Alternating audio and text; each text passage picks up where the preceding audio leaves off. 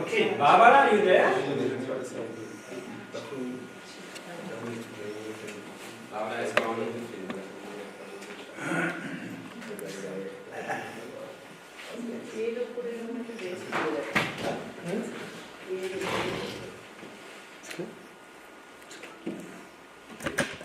Exactly how I imagined. We are a small group of people, all very interested in Aha! Hello! Hi. So great to see you. Can you see us? Barbara? Everybody. Everybody? We can see you. Yeah, I can see everybody. You want to say something? Where am I? I am in Rio de Janeiro. Where am No I? calor. And Sandra is asking where he is. Can you repeat? Sandra. Where I am now? Where what? Where I. Where I am now? Are you? Coringa. You are in Coringa. I see you close to the, let's say, our stage. But I have a little screen here. And I identify everybody. So, welcome everybody for this evening. Very happy to see you here. Yesterday we had the public event in Volksbühne in Grüner Salon. Yeah, we had inspiring lectures by Sandra and Chima and a nice discussion. And so this is meant to be more of an intimate meeting, dialogue. We're very happy that Sandra and Chima are here. We're very happy that Barbara, you are here. And very happy about this technical support here. Yeah. Who is here for the first time in Coringa? Welcome. Yeah, both were. Yeah. So this is Coringa Space for Theatre of Your Press in Berlin. This is Barbara, artistic director. This is Christoph. I'm Till, Eva, and other people from the community. Yeah, and we actually had the picture. I don't know if you saw it when you came in, of Jana Sanskriti performing in here. This was in 2015, actually. This was like pre-pandemic, because we had like 60 people here, I think, as audience, very closely together. This was really before the pandemic. And we're so happy to have you back in this space also, which is like the heart of Coringa. And yes, the idea is to have... Yes. Can I make a suggestion? Please. Because I think the microphone is so close to the translation of CG, and maybe you can just turn. No, this is no. It doesn't work because it's a 360-degree microphone. If we put it, Okay, perfect. we can try to put it here, and then maybe it's a bit better. Translation is getting into... Okay, Is it better? perfect. Better now? Yeah. Yeah. That is the microphone. That's the microphone. Microphone and camera. So if you look there, Barbara sees you looking you in her eyes. If you look there, huh? Now it's easy to see you, Sanjoy. You have to look the camera. Look to the camera. Aha, now it's easy. He's really here. Yeah. Okay, I'm going to facilitate the discussion a little bit. Yeah. After the discussion, for everybody, only not for Barbara, I'm sorry, there's soup and drinks for donation, and we have some bread and stuff, so you're invited later to be with us here. Sorry, Barbara, that you cannot have any hot soup, warm soup. How's the weather actually in Rio? The weather is really crazy. We have a really desert temperature, really hot, humidity, really, crazy. A lot of rain, everything at the same time. Yeah, okay. So basically, the idea is to have 3 different moments. Yeah. The first will be, I have a starting question to you and to Barbara. Yeah? Then, in the second phase, I would invite you to ask questions. Maybe you want to ask something to Barbara, Barbara can ask something to you. Yeah? And the idea is to start some kind of dialogue between Berlin and Rio. Like this, you can see at her here. Yeah. I start to look at the wall. Yeah. Hello, Barbara. Yeah, but And then we have a third phase where you're invited also, of course, for questions, comments. Yeah? Okay. So, and Shima, of course, you're invited to speak in English, but also Bengali is fine. You brought your translator. Yeah. Okay. So, the starting question I would like to ask, okay, to you two and to Barbara there, and then you can start to ask questions to each other.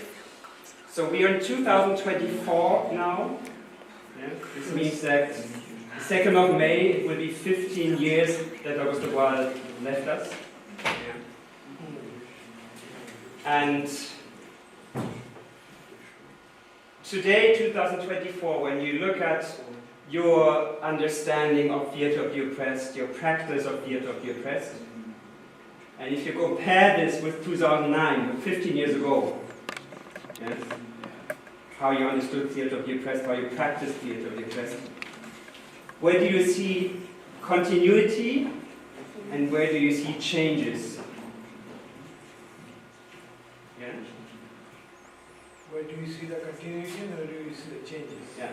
Difficult. If you look at your understanding of theatre of the oppressed and your practice of theatre of the oppressed today, and if you compare it with 2009, how you understood it and practiced it, where do you see continuities, things that haven't changed, that have continued maybe, developed, but where do you see also changes? What is new? New discoveries, new ideas, new understanding. Yeah. So my proposal is we use this as a starting question. It's spontaneous for everybody, I know. Yeah, do you want me to respond first? Maybe Or maybe... Sandra will start, Barbara, and Shima, she wants, and then you go ahead. Please. So I was given the first one. Well, see, when we started Theatre of the Oppressed, basically we were switching off from propaganda mode to participatory mode. So I explained participatory mode in the first place. We thought it's just anti-propaganda, it's just allowing people to speak. The concept of spectator, we were understanding. And later on, as you know, we are in a position where we can say that it is about developing understanding. It is about an intellectual journey. It is about scripting intellectual power. So the meaning of the spectator, in my case, started changing. It was just, well, it is not propaganda. We are talking to the people. But why are you talking to the people? It was not very clear to me. Because I was a victim of the propaganda culture inside my party. I am not telling you which party I belong to, and he will get nervous. So, naturally, for me, it was a liberation that when I don't have to teach people, I don't have to offer a solution to the people. That was a liberation. But then later on, today, after a practice, we can understand today that it is all about scripting intellectual power. So now the spectaculars, to me, is graduating into spect-activists, because they are acting outside the stage. So now I see the concrete, clear connection between activism and activism. Now I know that there is no line. Now I know they are inseparable in a practice like theatre of the oppressed. Acting and activism are inseparable because activism is the result of the acting. So it will automatically, we will automatically reach in that world of activism. So this is the understanding where, as I told you, by encouraging people to manifest their intellectual faculty is the social justice. And that is what we need today when we are confronting authoritarianism throughout the globe. This is the only way for liberation. This understanding, in my case, is happening, and we are actually trying to spread this idea across. That is why I am here today. But on the other hand, I should be frank that there is a development in theatre of the oppressed which does not consider this. For them, theatre of the oppressed is something they are quite restricted. Authority outside they cannot combat. So inside they are discussing some ventilation of protests are coming. It is not really encouraging critical understanding. It is trying to solve the problem, which is difficult, which is no easy. So instead of developing critical understanding, it wants to solve the problem. And people think that it is solvable, at least on stage. So they are returning home with peace. Whereas theatre of the oppressed today should not offer any peace in mind. As I told you yesterday, it should offer the disturbance. But their theatre is offering the peace. So that is not a development I recommend, and it disturbs me. And often this kind of practice is in the hands of people who work for the oppressed but not oppressed themselves. So these people are coming from a different background, with education, with privilege, and they are talking about the oppressed, where oppressed are ignored, excluded. This is also a trend which we need to address, frankly, instead of being very polite and well, very good. We should actually address this problem. And on the other hand, we can see with the change in nature of market, since the market fundamentalism, aggressive capital is really has changed the definition of the success, is changing the definition of the achievement, and people are trying to be achiever, they're trying to be successful, and as a result they are getting into the darkness, black hole of the depression. So when Boal came up with Rainbow of Desire and Copy That, for example, he used to say it is introspective theatre. Very carefully, he didn't say it is therapy. He used to say introspective theatre.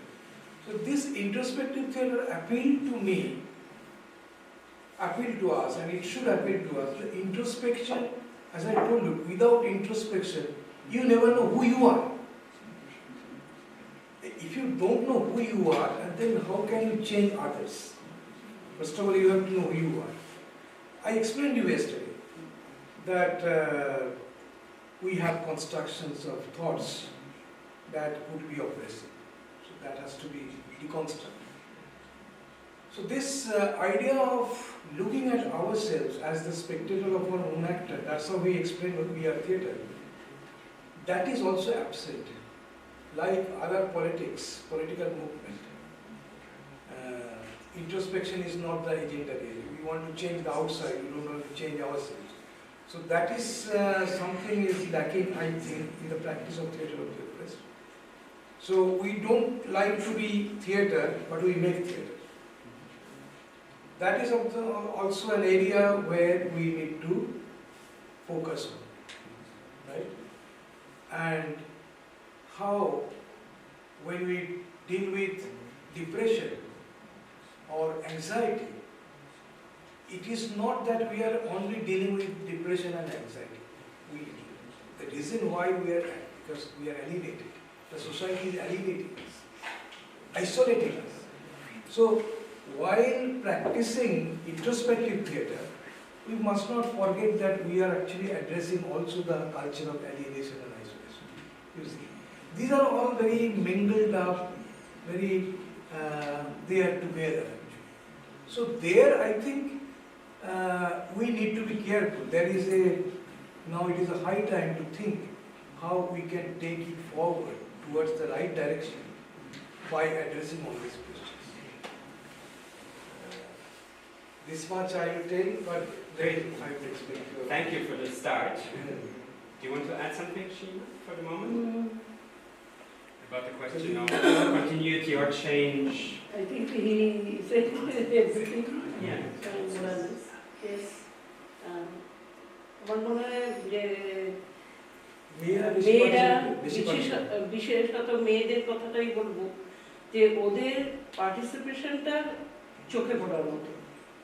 আর এইটা আমার মনে হয় যখন নাকি propaganda থিয়েটারের মধ্যে আমরা ছিলাম সেটাতে কিন্তু এত বেশি আমরা গিয়ে একটা সমাধান দিয়ে চলে আসতাম, সেখানে ইনভলভমেন্টটা কম ছিল। আর এখন কিন্তু ইনভলভমেন্টটা এমন হয়েছে তারা গভর্নমেন্টের দুর্নীতি নিয়ে যেমন এগিয়ে যাচ্ছে, স্কুলের দুর্নীতি নিয়েও যেরকম কথা বলছে, সামাজিক কাজকর্মের মধ্যে যেভাবে ঝাঁপিয়ে পড়ছে, সেইটা কিন্তু একটা চোখে পড়ার মতন। এবং এই থিয়েটারটা ছাড়া আর কোনো থিয়েটার সম্ভব হতো বলে আমার সেটা মনে হয় না। সেই কারণেও কিন্তু এটা দরকার ছিল। হ্যাঁ,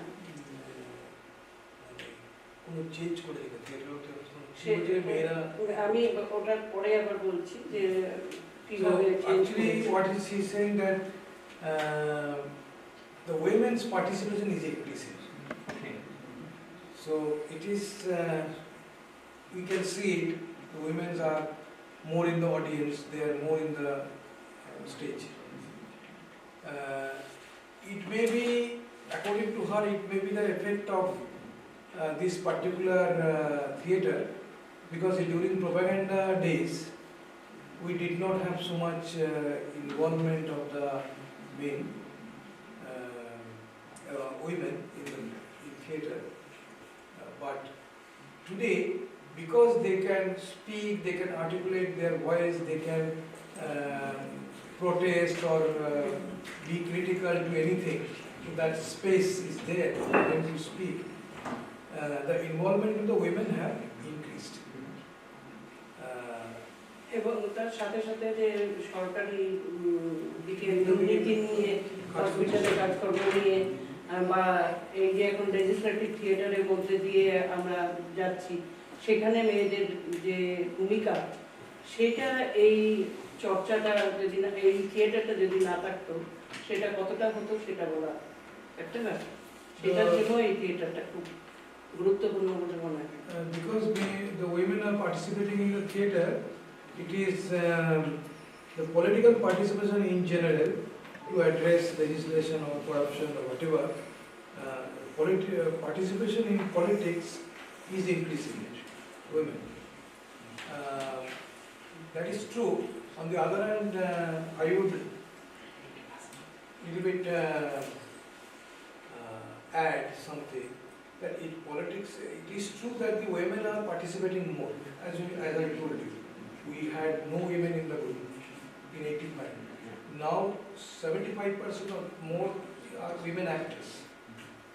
Even in the audience, 80% women, 20% men. One of the reasons is that men are migrating. They are migrating from their own place to other cities because they need more money. The need has increased. That's why we don't get men in the village. Like even in the schools, you can see the boys are dropping out. When they are 16, 17, they drop out. They go to work. But the women are continuing. So the if you see in the higher education, school living, the women, girls are more, but the boys are getting dropped out. That is also a economic, there is an economic dimension to this problem also. Okay. Yes. Thank you very much for the moment. Barbara, again looking at the starting question, and then afterwards you can ask questions to each other, of course. So how would you respond when you compare the end of your press, your understanding, your practice today, 2024, with 15 years ago, 2009? Where do you see continuity? Where do you see changes? We will be, we will talk the same. Okay, Barbara, we listen to you. So, Happy New Year, everybody. Happy New Year. Yeah. Can you hear me? Yes, Yeah. it's great. Yeah? Okay, perfect. Because here is like Calcutta. There's a lot of sound everywhere. There's a lot of sound around me. So, I would enjoy to start from what Shima was talking about, the participation of women. Yeah? It's like in 2010, almost, not 2010, 2009, when Boal passed away, the first thing that we are asking ourselves was that in this conference in Rio de Janeiro, why we are majority everywhere as women, but we are not present as facilitators. Yeah, we are majority of oppressed people. We are majority in the audience. We were majority as group members, but not as facilitators. And Recording in progress. This was a kind of question that was moving a lot my understanding of TO, because I understood that TO is part of the world, and then TO has the same problems of the world. You know, capitalism is part of the world, machismo, misogyny, and then this everything was inside of TO. But before Paul passed away, maybe I was not so conscious. And then I start to pay more attention that we are part of the world. The whole problems that we have in the world, we have also inside of a TO community.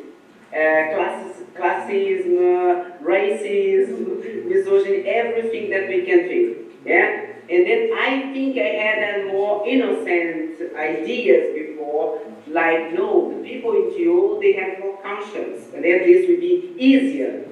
But not. You know, one of the examples was that we were majority when we are talking about power. Yeah, our presence, our influence, yeah, and then we are majority when we are talking about problems. I think this was something central in my understanding of TO, but also actually my practice. Yes, I was like working a lot for that. And then my tendency is, I agree with what Sanjoy and Shima told in several points, yeah, because it's true. If you think about 15 years ago, we couldn't imagine to do TO online. We couldn't. Boal could not imagine to do any kind of exercise, even me, or Sanjoy or Shima, maybe we, from our generation, for us was really difficult to imagine how to use, for instance, to make meetings like that.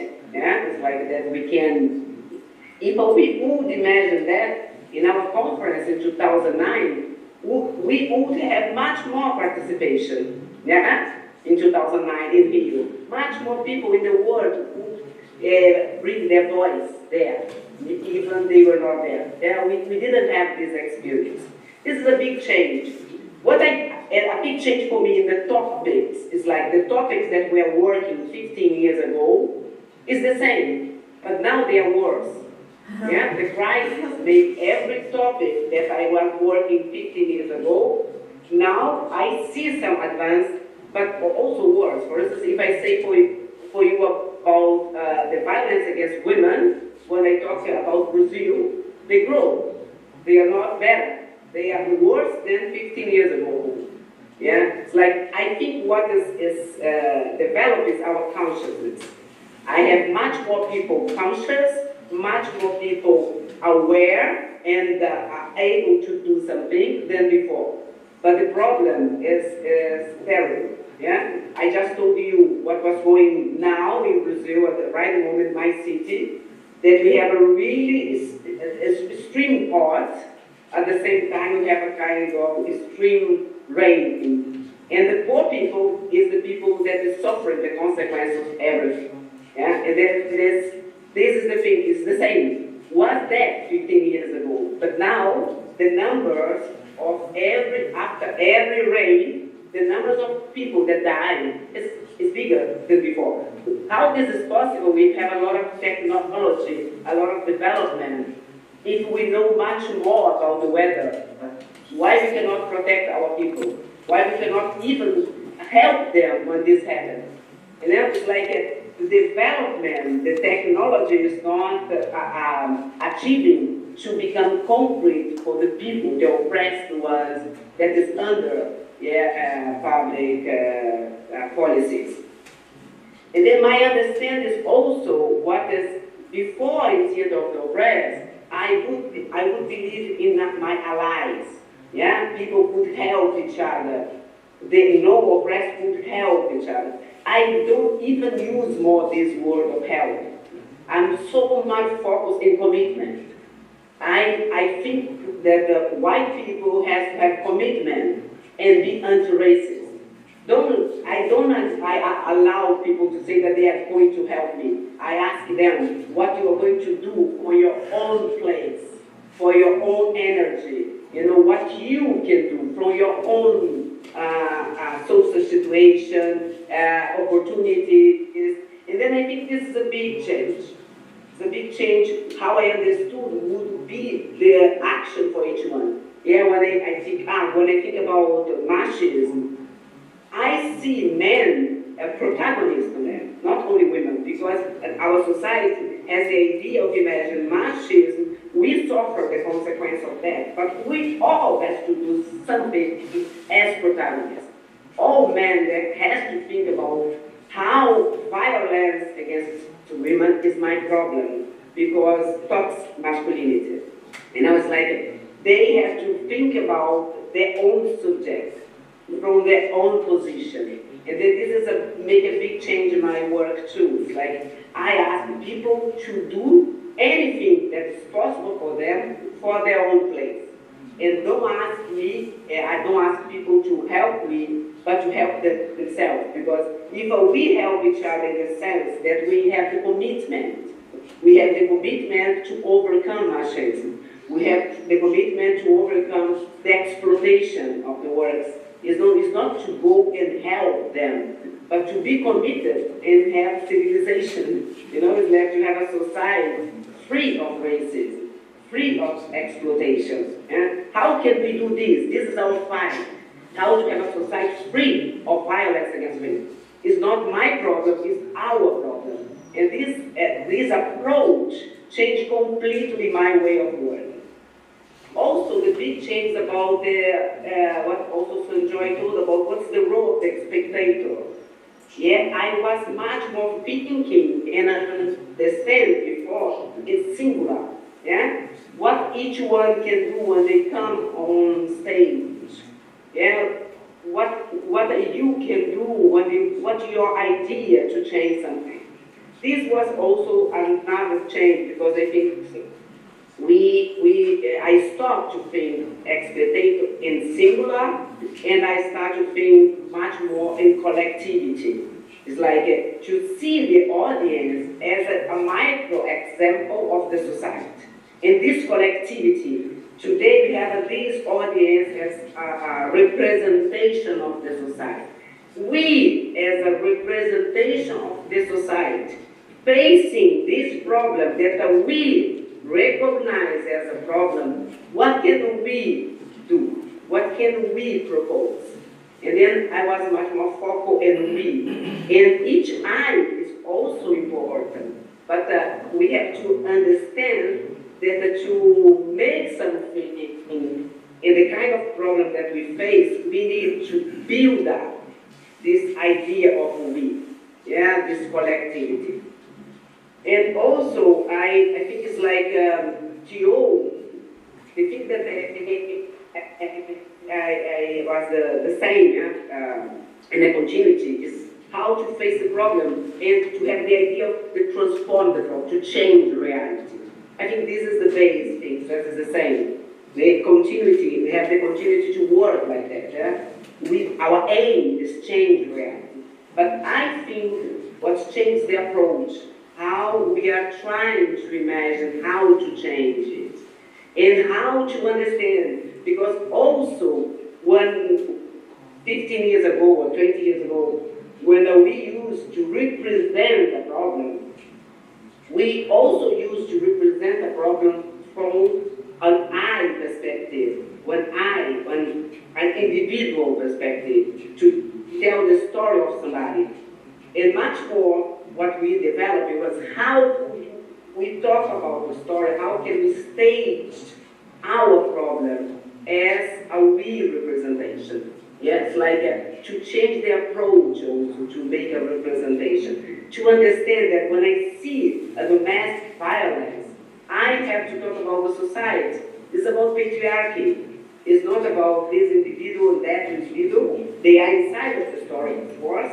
But if we not understand patriarchy, we cannot, develop and change this problem. That's what I think the big changes in this direction, be more conscious and how to represent the problems with the approach of more contextual and also try to find the solutions as this process of building this collectivity. Yeah? To imagine, like Sanjoy used to say also, how can we imagine this individual also can become an activist? Because activist is a word that for several people is like meaning nothing, or for several people meaning so old, or for several people meaning too far from me. Yeah, but when we also say activism is not like something magical, it's a kind of process that we can do as a collective, as a collectivity. Yeah. And then I think this is some of the topics that I would say that this make a big impact in my work. Yeah, how my understanding of which kind of TU I was producing 20 years ago. Yeah, because it was together with Paul. And I think was the big lesson that Paul led to us was this sensation that Paul has the whole time not to be satisfied. Paul was a person that was never satisfied. Paul was a person that was questioning himself. Yeah, when he started to make aesthetics of the oppressed, for him it was a big change. He said, no, this is the base of everything. This was the last part of his work. And he was going, no, I want to learn something new. I want to develop something new. He was so much unsatisfied, always thinking, looking forward to develop something.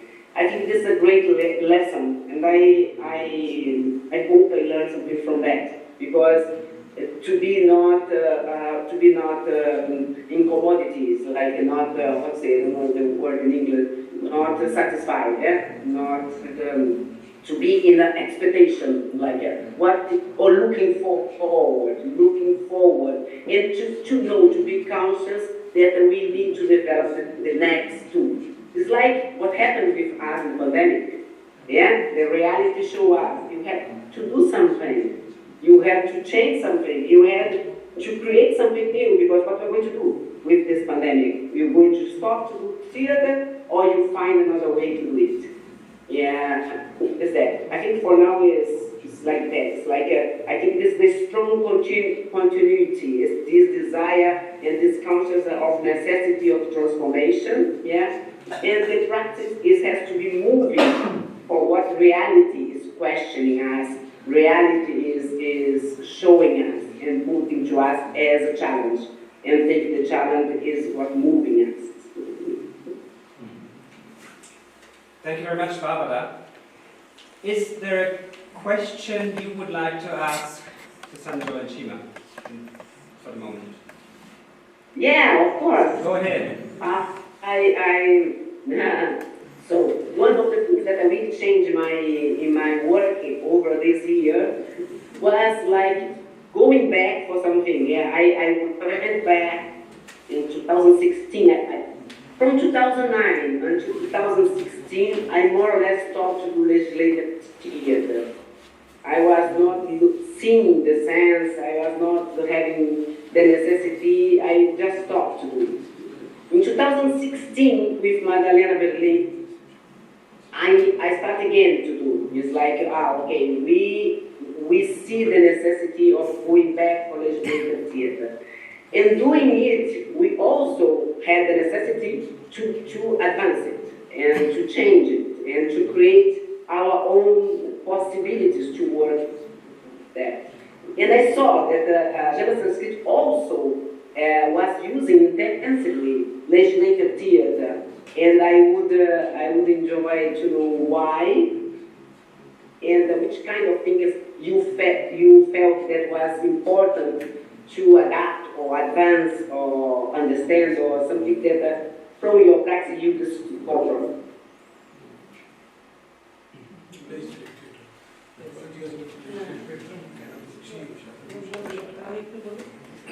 So maybe some thoughts on this, and then we can also ask Yes, other questions yes. back to Baba. আমাদের এটার সবচেয়ে বড় pandemic situation টাইমটা যখন গেল তখন আমরা migrate ওয়ার্কারদের দেখেছিলাম এবং তাদের বাইরে থাকাকালীন কি অবস্থা হয়েছিল, তারা যখন ফিরে আসছে কাজ ছাড়া কিভাবে তারা থাকবে, আর তাদের জন্য কোনো নিয়ম কানুন আইন এইসব ছিল না ওয়ার্কারদের জন্য, যে তাদের কাজটা নেই তাহলে কিভাবে সেটাকে পূরণ করা যায় সেই ব্যাপারগুলো কিছু ছিল না। যখন তারা আসলো তাদের থেকে আমরা পুরো ব্যাপারগুলোকেও শুনলাম, জানলাম পুরো পরিস্থিতিটা, তারপরে আমরা শুরু করলাম যে এই আইনগুলোর একটু রদবদল হওয়ার প্রয়োজন আছে। কেননা কেন এই পুরনো কবেকার আগের সেই ধারণা সেইটা কেন আবার ওইটাই চলবে, ওই নিয়মটাই কেন চলবে, সেটার থেকেই আমাদের মাথায় আসলো যে এই থিয়েটারটা করা হবে। এবং তার মধ্যে ফোরাম হওয়ার পরে সেখানে স্কুল টিচার থেকে শুরু করে যারা যারা ক্ষমতায় আছে সেরকম লোকজনদের থেকে শুরু করে সমাজে যেসব যারা নাকি সিদ্ধান্ত নিতে পারে সেরকম ধরনের লোক, সাধারণ মানুষজন, তাদের সামনে এই থিয়েটারটা করার শেষে আমরা কাগজ পেন দিতাম, দিয়ে তারা কি চাইছে, কি হওয়া উচিত সেইটার উপরে তারা লিখবে।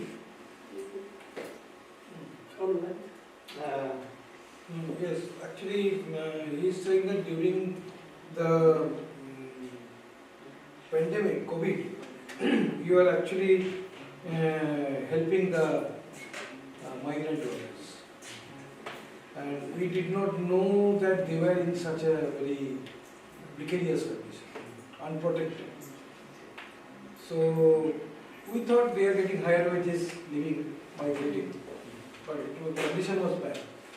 So after getting to know their stories while migrated, we thought of making a play. So we made 2 plays and we started performing in front of the teachers, decision makers, lawyers, local government.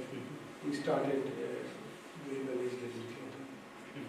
So এবং তার পরে সেটা তোমরা জানো। হ্যাঁ না তারপরে ওই এইটা করতে করতে বিভিন্ন গ্রামের থেকে আমরা গেলাম, বিভিন্ন রাজ্যেও যাওয়া শুরু করেছি। সম্প্রতি এখানে আসার আগে আমরা দিল্লিতে শো করেছি। উদ্দেশ্য ওটাই যে সমস্ত কিছু নিয়ে যারা ক্ষমতায় আছে তারা যদি এটা পার্লামেন্টে এই প্রস্তাবটা তোলে, সেইটা কিছু যদি রদবদল হয় সেই ব্যাপারটা। We are now performing this in other states in India, other than West Bengal. And recently we also had performance in Delhi, the capital city. And we are lobbying with some parliamentarians, MPs, if they can table, after the bill is dropped, law is dropped, if they can table. This is the national parliament? National parliament. Yeah. in India, local government, municipality, for example, cannot legislate any law. Even state government's power is very limited. This means when you do legislative theatre, it needs to be directed to the national deputies and okay. So it is. So Sima has told that we are performing in other states. She has told the background that during COVID we interacted with migrant workers and got to know their story and made plays and started performing. We are performing for the teachers, local legislators and educated folk. So this much she has told. So now actually why we did not do the legislative theatre in the past, there is a couple of reasons. It's the first time? First time. First time. First time we are doing and first time in India.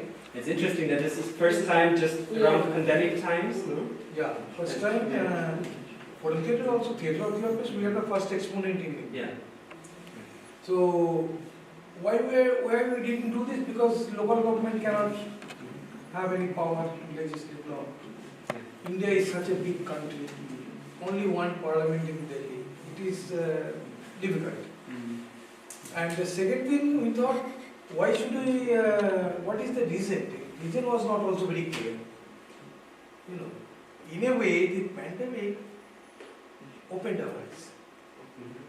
We thought that these people are migrant workers, they don't know their laws. Interstate Migration Act, they don't know. We also didn't know. We are in the village, working with them, with their families. They are so close to us, but we didn't know the existing law, Interstate Migration Act. They have some entitlement in that law. That also they don't know, we also didn't know.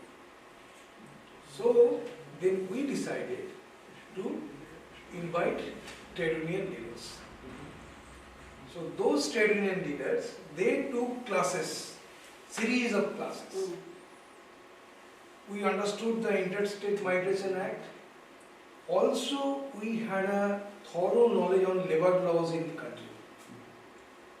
How the labor rights are taken away by the government. I was telling you yesterday, but the workers do not know what was their rights and what rights were taken away.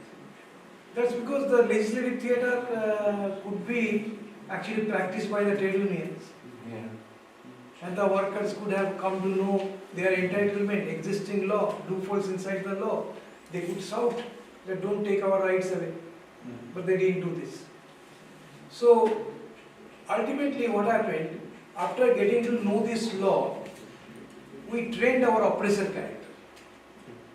That oppressor character, while interacting with spectator, will let audience understand, spectator understand the gaps in the law. How the owners escape using the loopholes, lacunas in the existing law. And then as it's a process of understanding that you also... this is the law, but there are these gaps, holes. So after this, we are, like Sima told, that we are giving them pen and paper, that you know the legislative theatre format. We give them pen and paper and they write their amendments. And those amendments we are collecting from state to state in India. Now, these amendments, we have a friend, lawyers, labor law practitioners in Indian Supreme Court. They have volunteered, they have assured us that they will be doing the drafting the law.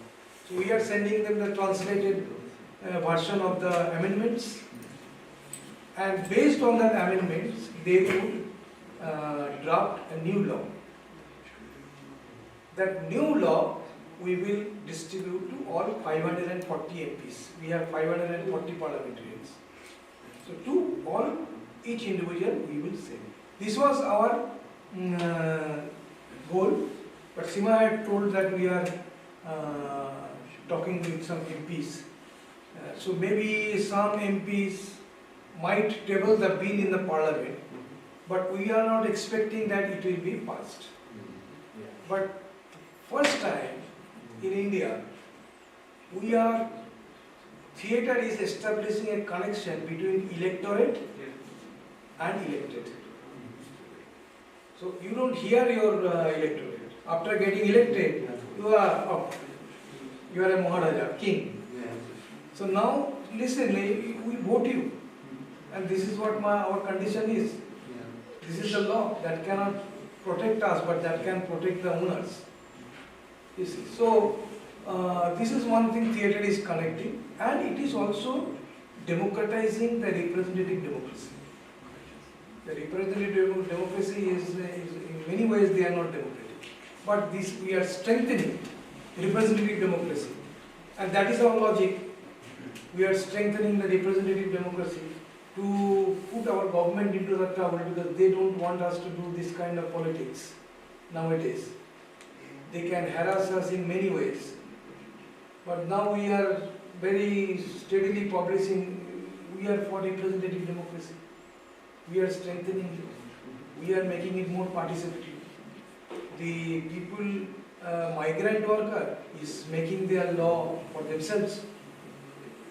Usually migrant workers' law will be determined by the MPs, those who have never came across, but now they are doing. So in many ways it has a democratic element, and the activist movement in India, we are taking this form to them again, so that they can also practice it, because it is an unthreatening, non-threatening kind of non-violent activism, which they require. It is a creative form to them.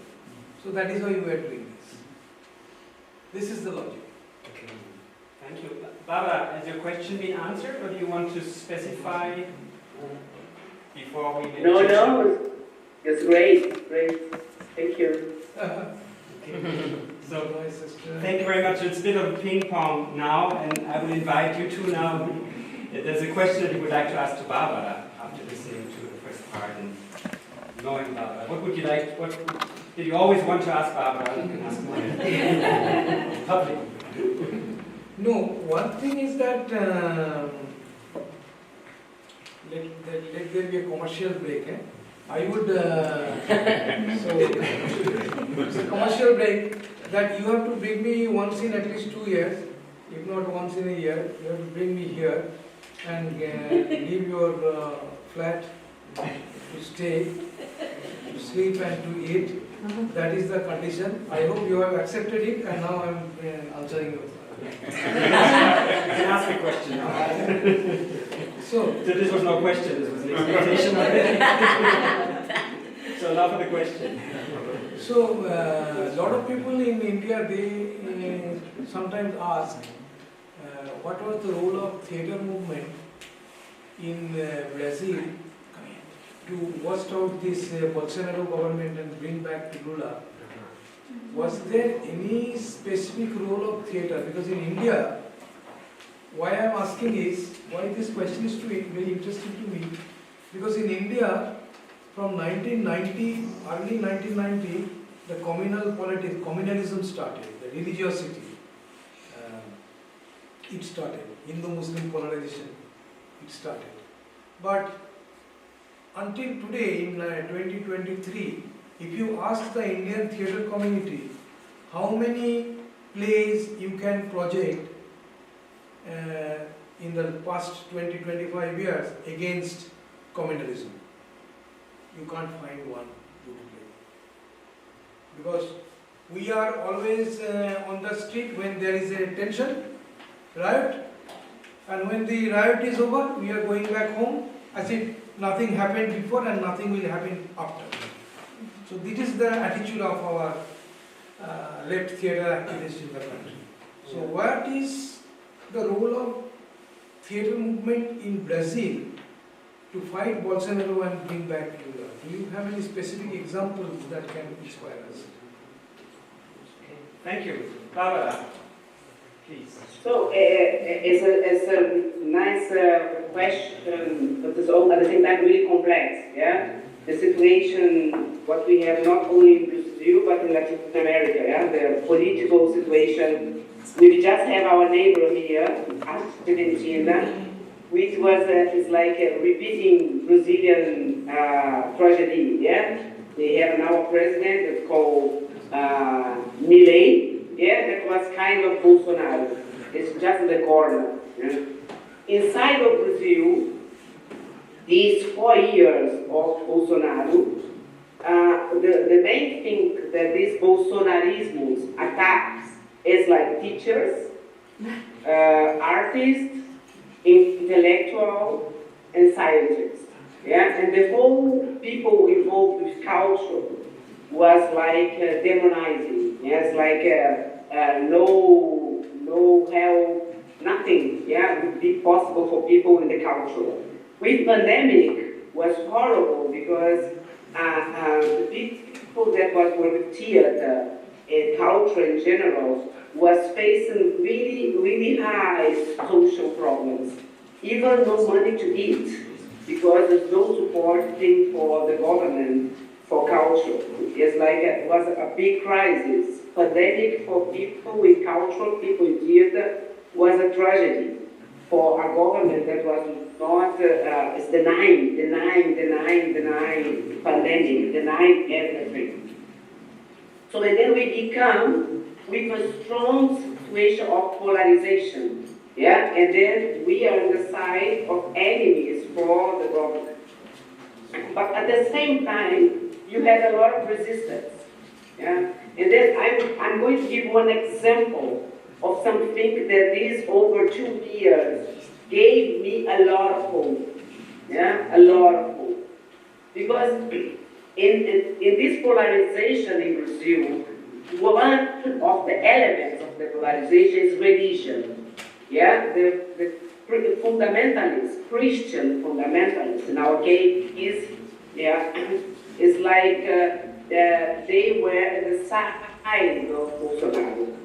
And we from the left, we start to believe that it would be possible to talk with these people that become majority in Brazil. Yeah, these Christian fundamentalists. And then we, in our level, really micro level, I'd say, in CTO with a project, we start to make experience to work in really poor communities. That the majority of the people is Pentecostal, that meaning this new Christianism, yeah, the more fundamentalist Christianism. And then we work with groups of women. And doing theater, we try our best to create a bridge of dialogue. Because, to be sincere, we are not believing or we were so doubting in our capacity to create possibilities of dialogue with majority of the people of our communities. It was a big challenge to try out that over these past 2 years. And then in our micro, I say micro because CTO cannot go for the whole Brazil, CTO cannot work with the whole community. But inside our possibilities, we create some groups exactly with the people that you could say they are Bolsonaristas. Yeah? They are the others. But what we try to understand is like not everybody that was voting for Bolsonaro were Bolsonaristas. A lot of people that were voting for Bolsonaro, they were under a strong influence, especially in the religion level. And then we try out not to separate religion and the other topics, but try to work with the topics from the online. A concrete necessity, concrete problems through the theater. And then we made forum plays about the problems that these women were facing. But we made a really big exercise to make a prejudgment, to make a political judgment, to say, these people is the others, or these people, they are really ignorant because they are under this religious influence. These people is stupid and don't.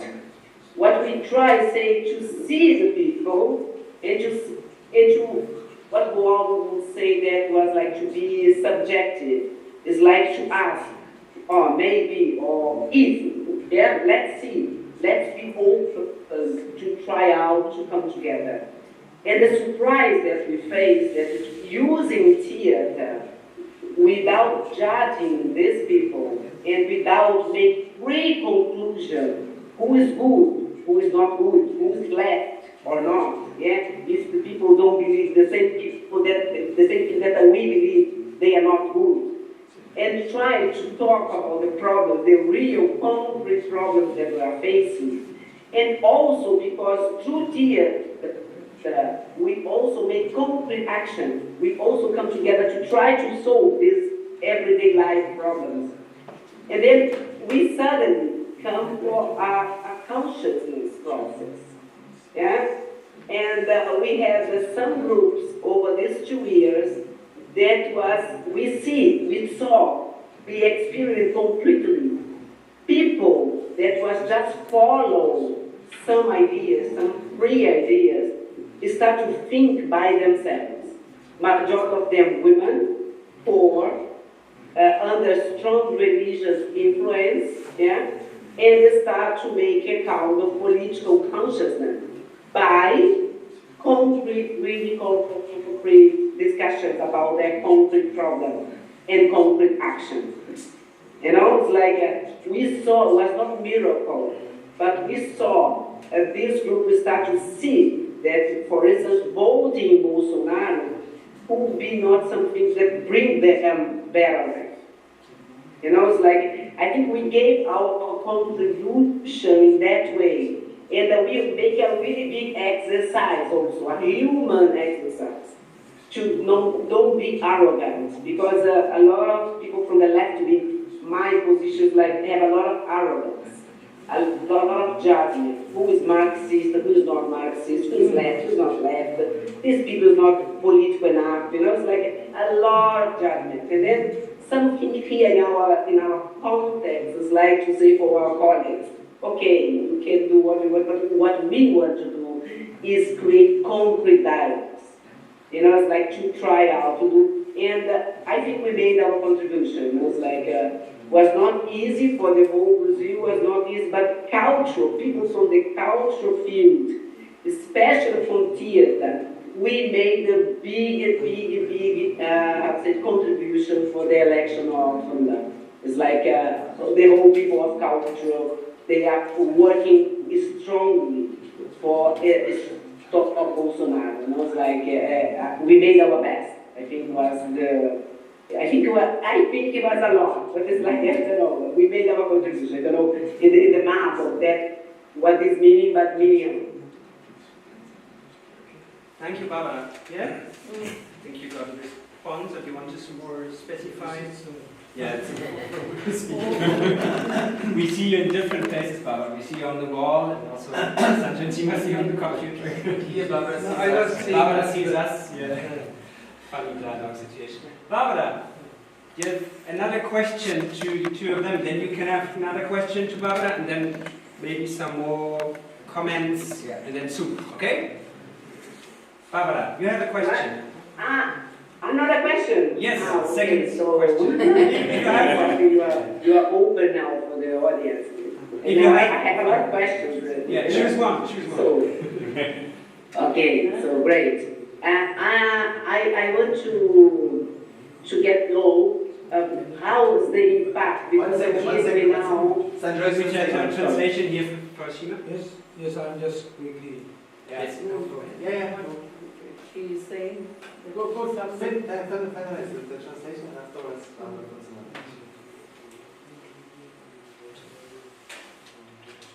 Just translating the essence of your answer to the question before.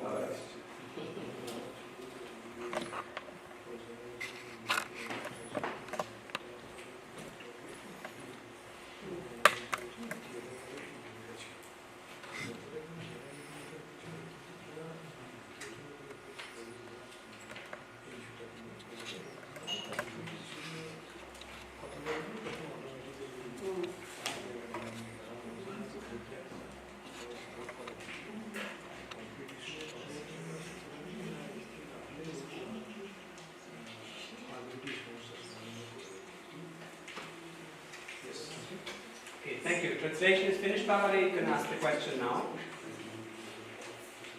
Okay. So now my question is like it's a reflection that I'm proposing for us. Yeah.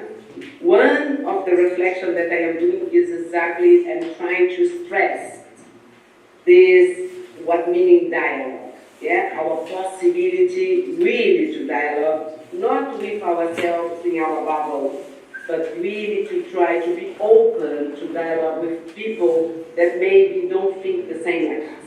Yeah? And also to imagine how The last, can you repeat the last sentence, please, Barbara? The dialogue? Not within the bubble, but with the that don't think, maybe don't think like us. Yeah. Yeah? It's Dialogue with people. not who don't think like Yeah. Yeah. Okay. Thanks. our bubble. Yeah, don't think like us. Yeah? It's like, because it's a big challenge in this polarized society. Our tendency is really to think like, I cannot speak with this person because of their position about this or that. You know, it's in our world, every day we have a new topic that separates us. Yeah? Every day you have one new topic. And talking about new topics, I also want to ask about what is what we call the global emergency or climate urgency, yeah? And then we have a lot of topics that is coming that is a big challenge to identify what's the antagonist, yeah? Because when we talk right now in Brazil, right now, we have a lot of strong rain, and the tendency is so difficult to make this as a social topic, yeah? Because it looks like this is God gave too many rain, yeah? And you have some experience to work with this climate urgency on stage. You already start to go for this direction. Actually, it's two questions, dialogue and the urgency of these new topics that's coming to us. No. Actually, so you have made it very clear in your presentation that I am not bringing this problem to you. We are bringing this problem. So, in a way, we are actually fighting authoritarianism, which we have already. So, we have the tendency to be the authority, and we are actually taking care of it, that we should not be the authority. So, let us all speak. Spectator is not a singular identity, it's the collective. So, that is the approach we must encourage. Then only you can also speak to opposite difference.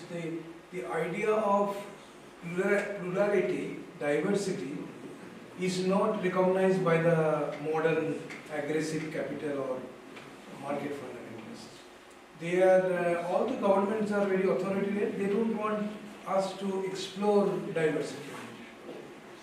Whereas if we cannot cultivate diversity, the fact is the concept of unity, the need for unity, the desire for unity will not come into the surface.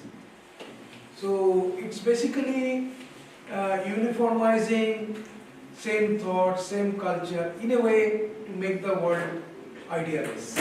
That is something is happening for the majority, as you said, that when we discuss the concrete problem with the people, many of the Bolsonaro supporters, those who vote for them, could realize that it was not going to solve our day-to-day problems.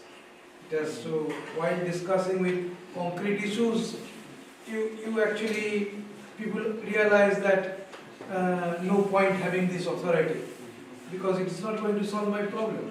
Instead of saying that this is fascism, this is not that, So go to the concrete.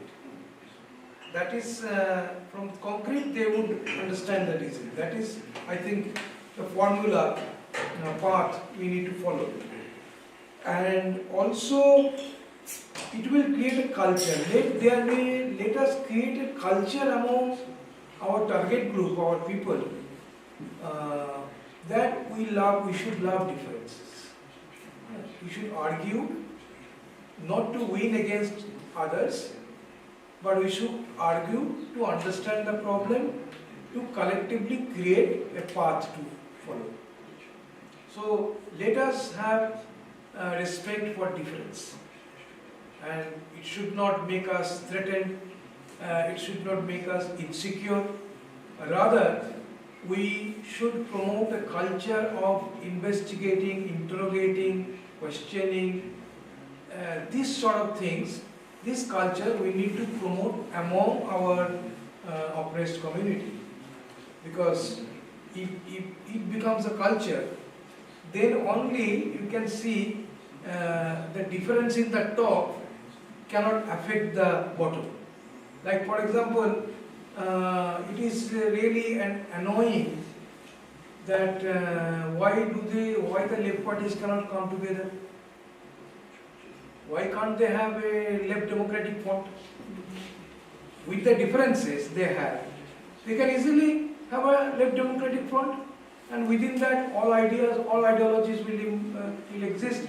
People would think what is to be followed, but they will always create a split, and this split will influence the bottom. So that we have to, this is also a political responsibility for us.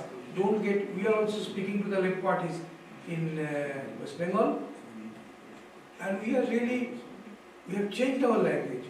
We said stop being that you know everything, you are right. Stop this culture and get united. At least let people know that there is a space for dialogue in the society. There is a space for dialogue in our political culture. There is a space for interrogation in our political culture. Present this culture to the people. Since we have the access to speak to some leaders in the country, we are trying to do this. But that is action that as we are known and we have the access. I was a partyman, I know a lot of people, so that's how we can lobby. But generally, I think that people, by and large, should be exposed to complex questions, conflicting situations, and they should feel free. We should create an atmosphere where people would feel free to debate, to discuss, to argue, and to respect the difference. That is the role theatre of the oppressed can play today in the global context. It is true in India, it is true in Brazil, everywhere you go. I think that is the prime responsibility for us to present people that listen, we like differences, we like argument. If you look at global challenges, climate change is one of the Climate challenges change to humanity. Yes, even climate change. Is there any experience in Jana Sanskriti to work on this specifically? You see, the climate change was not an issue of the left. They thought, why there is no class dimension, why climate? So we have long time they neglected the whole issue. Even if you see, when we talked about corporatization, corporates' intervention in agriculture by creating the relationship between people and their land, people and the forest, people and the river. When I first went to the village, then first time I found the soil. The soil is so dear to the people that they are always full of soil. And our orientation is, no, that's dirt. My parents used to clean. But in the village, found there in the soil. So the son of the soil, the idea was changed. I realized that they are not the son of the soil, they are the product of the soil. So actually soil is their mother. And the rituals they used to follow with the land was like mother. Feminine personality. Soil used to be considered as a feminine identity. It's like Pachamama in Mama. Central America. Yeah. Also, no? Like In Central America also do the same. indigenous So, cultures. and it was changing. Now the land is for profit. We used to cultivate for consumption. Now we will cultivate for profit. So now the key word is agriculture is not profitable. So this is how actually they are imposing an economy. And when we first performed the play on the corporate intervention in agriculture, neither people were interested to talk because they thought we are producing more in the land, our production has gone high. That was the beginning of the new agriculture. Nor any left party was interested. So today, a section of left thinking people and true left workers, actually, true party workers, I should say, they are now very open to criticize what went wrong, and also they are now working towards an alternative, bringing back the natural agriculture, traditional knowledge. So people are talking about it, and also the left parties, left people, left forces are also now considering it. That is I think the positive development in the whole scenario in climate. So people are talking about it, people are discussing about it. So organic farming, natural farming, those things are now in the surface. It went down under the carpet, now it is on the surface. That is the development.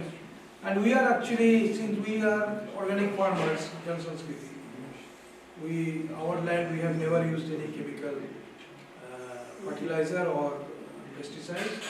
So we are, as organic farmers, we are demonstrating our farm, and we are actually now, we have a speed to address this farming. At least let us change the character of our land. Let us relate to our land, to forest, to rivers, in a human way, more human way. So now that we have started saying, among the adolescents and the adults, we have started saying, and we can see that people are now responding. 15 years before, 20 years before, they didn't like to hear us. But now they are hearing.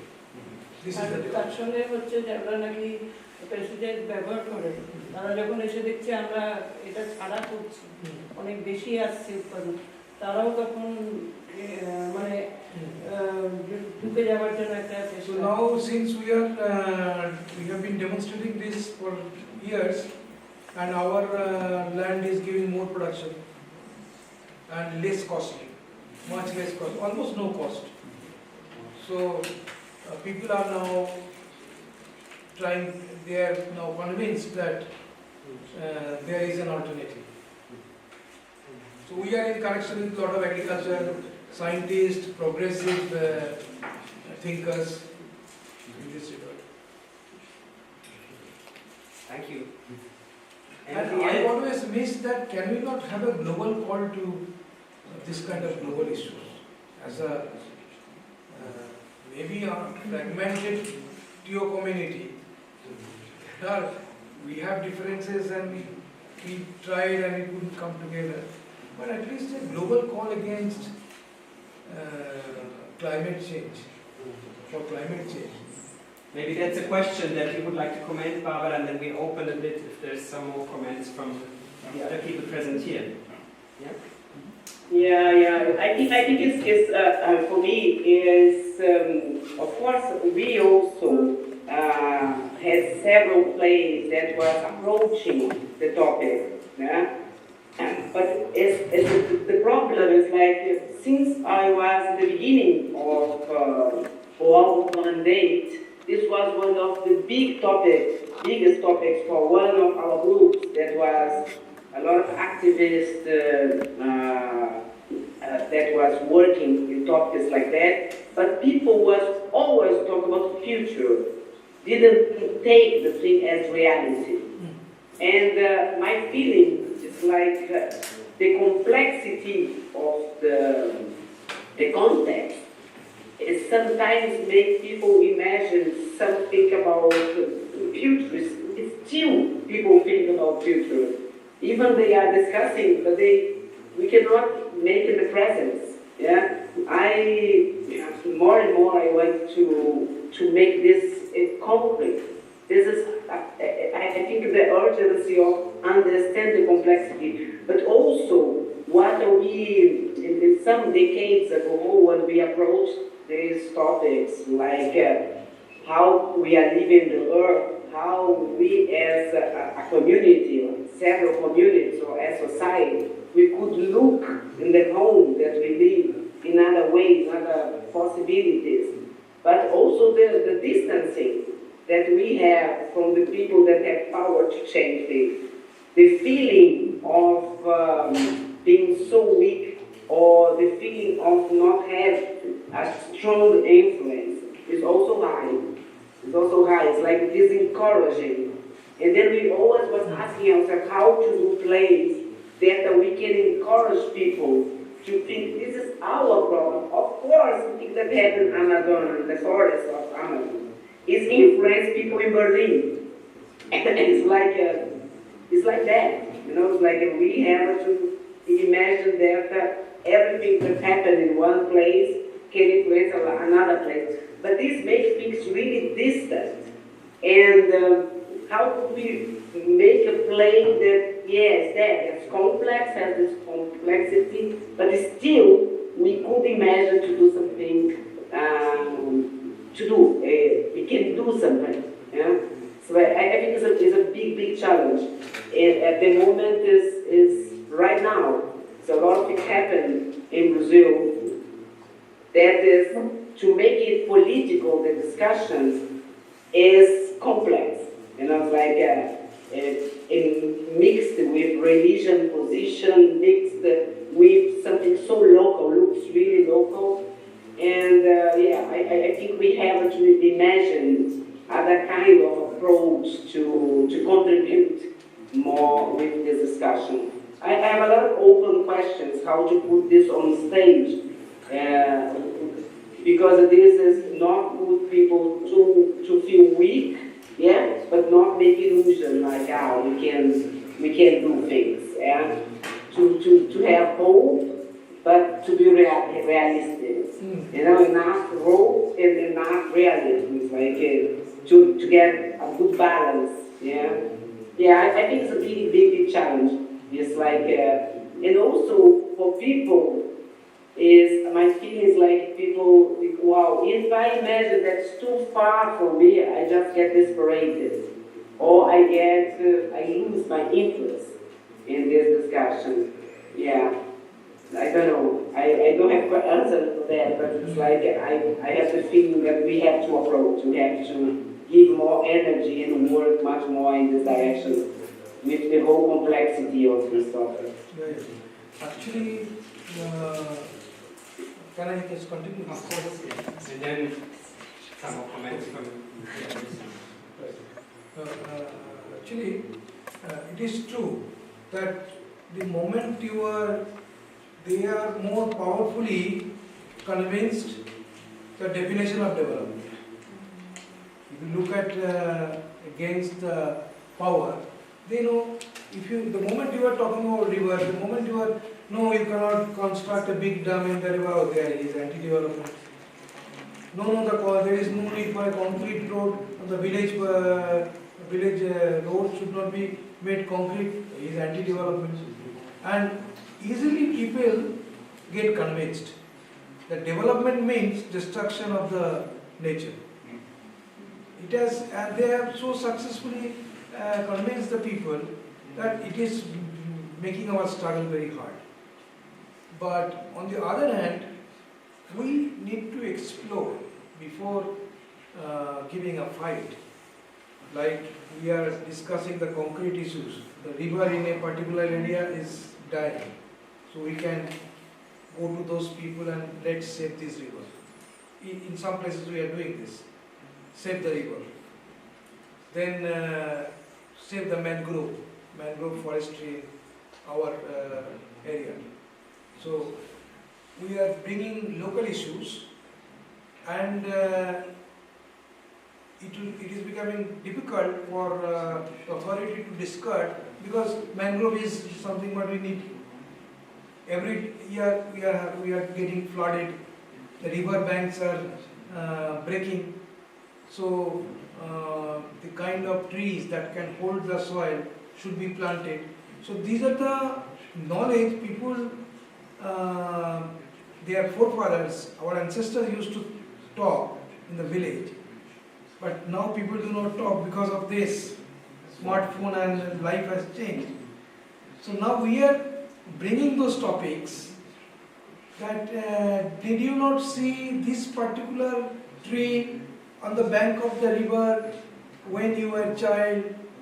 Yes, we used to see. So we are just bringing them back with a romantic, nostalgic path we are creating to discuss that not everything is going right. This is one thing. This is one strategy.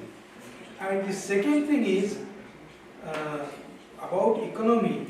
We had a very stereotyped notion. You know, this industrialization will become a Marxist way to look at the economy. And we therefore ignored decentralized, sustainable economy which used to hold the society. Now the society is breaking.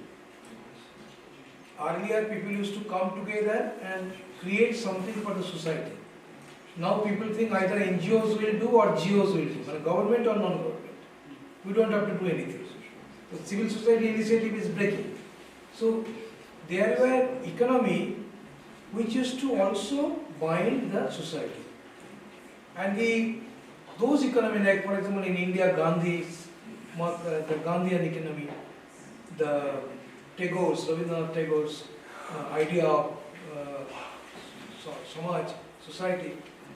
So all these things were, we didn't pay much importance because these are all backdated anti-development. The development you can see, we had some example of the countries around the world, and we used to exemplify them. This is how we should grow. So now there is a time to rethink an alternative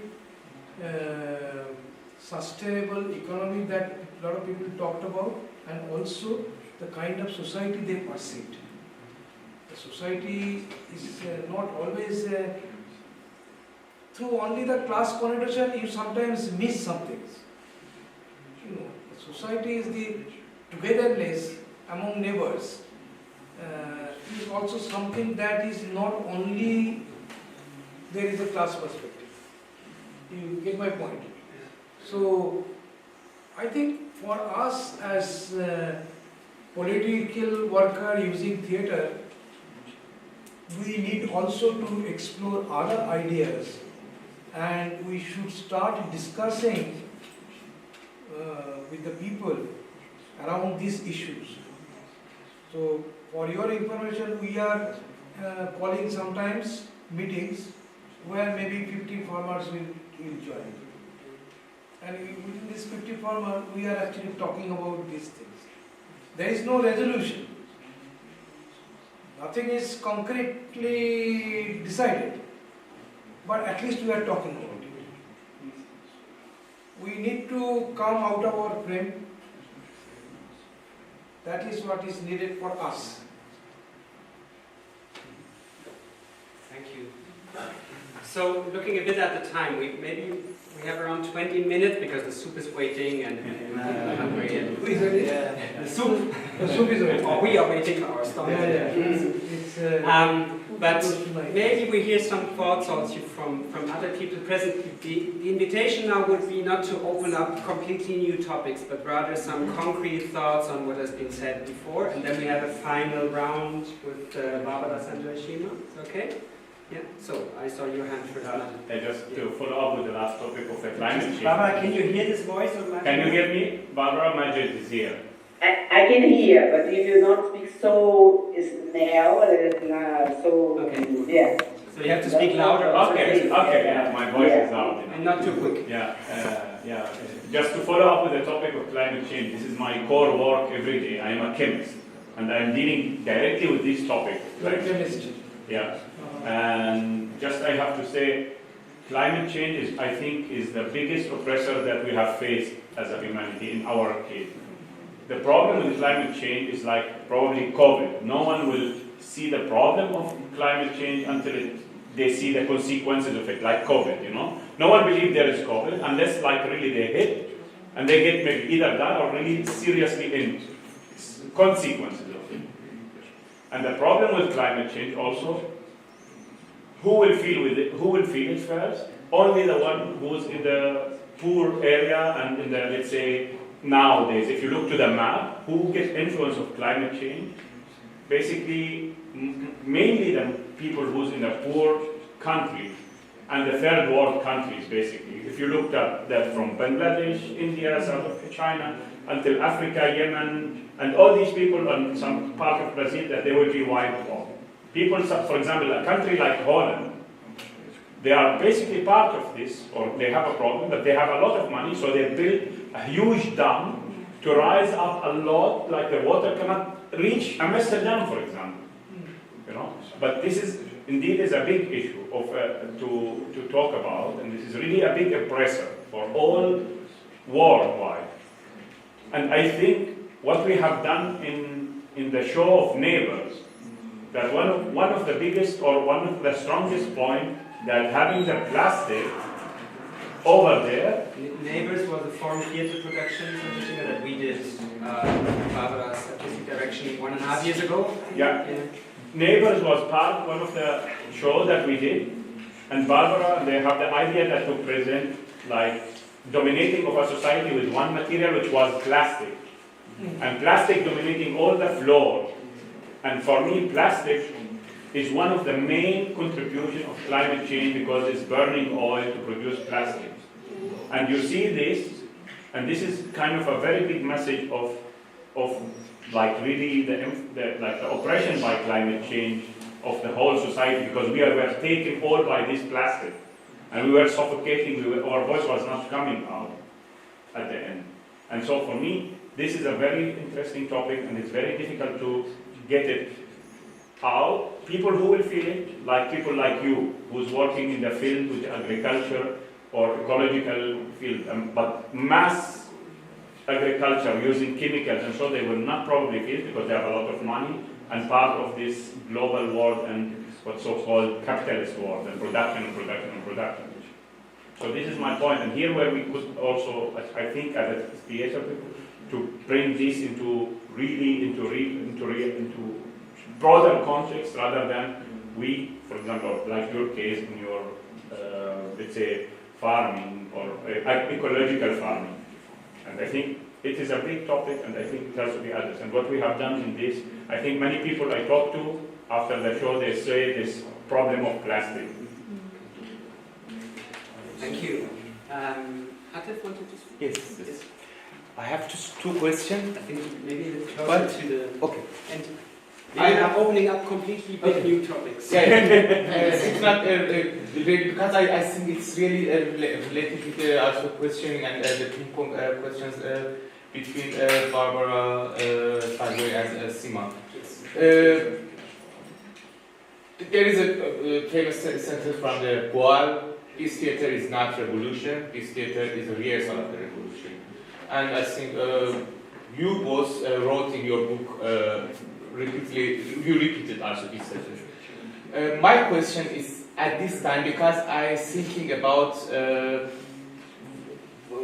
if you speak about the image theater, what is your ideal image of the revolution to also find out what is our strategy of the theater of oppressed about this revolution? Because from my side, I'm really trying to also thinking about the Iran situation at time.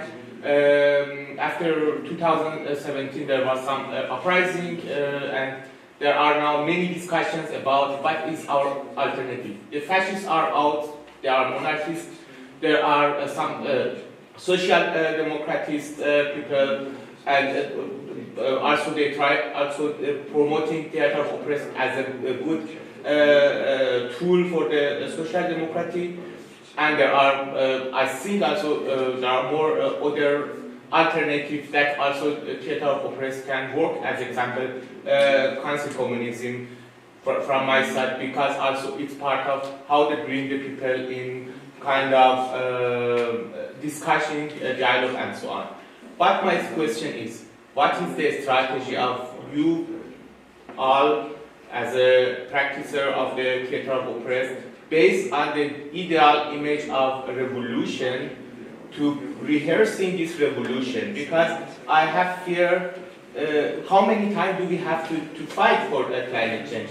How many years should we wait that we gathering our collectives, and how we want to really find some strategies for the theater of oppressed to really be a part of the rehearsing of the revolution as what is going on with this theater. Yeah. Okay, thank you, Hatif. Maybe we just collect a few more thoughts, and then you can refer to this also in the final round. Maybe you want to Yeah, just a small thought, which was, I was reading about some experiences of using forum theatre with farmers in Bolivia, and how it really strengthened their ability, their confidence in terms of talking to authority, which I think can be quite an important aspect of getting people affected by climate change to feel like they are able to speak about their experiences, because often they have loads of knowledge about their land and their experience, but there's a lot of struggle in terms of, okay, how do we get this across to authority and make them understand? So I think forum and image and legislative theatre could be quite useful in that sense. Thank you. I'd like to ask about the example Barbara spoke about in Brazil, for example, the question about the religious perspective and how this ideology, this religious perspective could be break through this practical experience, these concrete examples. What kind of concrete examples or concrete situations could break these sometimes very fanatic ideologies, especially in the context of Brazil with the Bolsonarismo, and we saw during the pandemic how the people was really blind, seeing the reality of the people dying, but still believing Bolsonaro, still trusting in that ideology as a good thing, especially because that perspective of conservative ideas or these religious thoughts, and what kind of concrete situations broke this delusion in the Brazilian experience, and also in the experience of India, how you broke that religious resistance with concrete situations. What kind of concrete situations could be thing to break these religious ideas? Thank you. Maybe one more for the last round? Yes. Okay. 3 more. Last short. I don't know about energy and hunger, because I'm fine to continue, but also I don't know about Barbara. Do you have time? A little bit more? I think yes. What about you, Sanjay Shima? Are you hungry? Okay, we just hear maybe briefly, yes. I have one short More of you, just please, one and then short we have the one. round here, please. Paul, right? Is it Paul? Paul, Yeah. correct. Social media, where does it fit in? Thanks for the short question. Social media, where does it fit in? Yeah. It seems to be a powerful determinant of people's views when it comes to the climate. There's a huge popular increase in denial that's fed into and reproduced many popular movements which incorporate climate denial. So I wonder, in terms of our work around theatre, do we see a role for social media and the internet? Thank you. Siginetti, you wanted to? Você queria perguntar algo também? Posso fazer em português e você traduz, por favor? Você quer fazer Vou resumir. A minha pergunta é se vivemos um capitalismo neoliberalismo, neoliberalista, e tudo é medido pelo que a pessoa possui. Se é uma pessoa pobre, que trabalha numa fábrica, que polui, essa pessoa não tem condição de lutar pelo meio ambiente, pela pobreza que essa família, essa realidade dessa família vive, no ambiente onde ela vive. Então, a solução seria, né, desse problema do meio ambiente é também resolver o problema da pobreza social, da realidade dessa família, desse trabalhador ou dessa trabalhadora.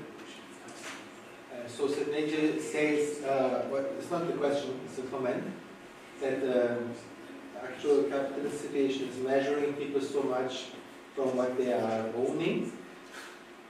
But if you look at the social situation of people involved in the climate change dangerous production, many of them are poor.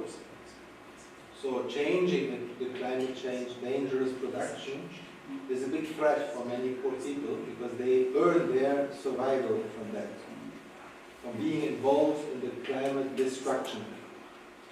Yes. And so the comment from Sidney is solving the problem of poverty for these people who are out of their poverty are forced to work in climate destructing production would set them free from being forced to collaborate with that. So also climate change is a question of poverty. If we manage to overcome poverty, people can be free to less contribute to climate destruction.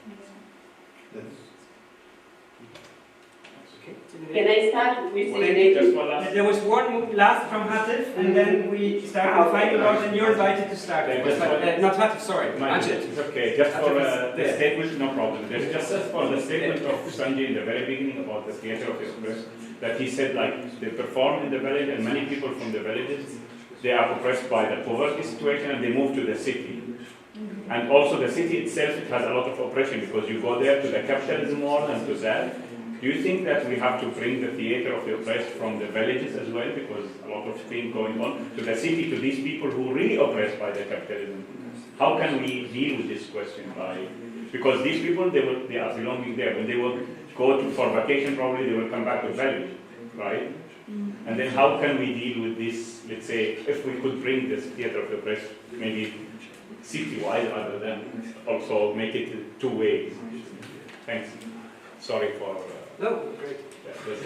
Sorry for mixing up. I prefer just to have it in the circle rather than personal with him.